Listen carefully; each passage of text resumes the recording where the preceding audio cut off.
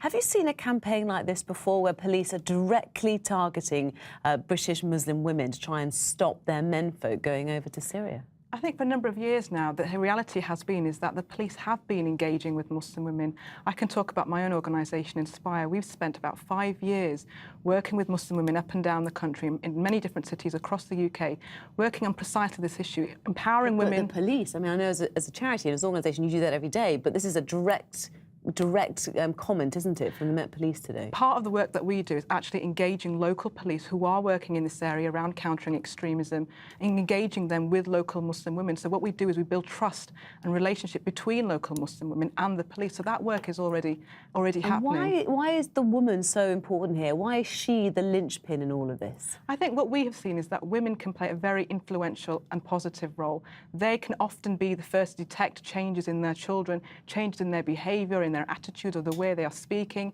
And so women can be the first to recognise the signs of radicalisation. So by empowering them with the knowledge, with the skills, they can be the first ones to say to their children, this is unacceptable. What you're preaching, what you're saying goes against, for example, what Islam says. So they can use theology in particular to counter their children's understanding. Well, what the police want them to do is not only say that to their sons or brothers, but to then go to the police and say, I'm worried about my son, I'm worried about my brother, which is a big ask, isn't it? Particularly when some relationships between the police and Muslim communities aren't that strong. Yeah, I think that's really kind of the last resort. We have to recognise that preventing extremism, this is about the pre-criminal space. This is about recognising individuals that are vulnerable, that could be travelling down the path of radicalisation, and what we can do to help individuals in that case. So, for example, the police have something called the Channel Initiative, which works with young people who are vulnerable to radicalisation and saying to them in that pre-criminal space, let's help you and prevent you from going down, being radicalised or going to Syria, for example. So that work's already taken place. Hundreds of men are meant to have gone already. Will this campaign work? Will those numbers be reduced? I think it's very important. I think the role of women in this area is incredibly important, and they can make a substantial difference. So I fully support this campaign.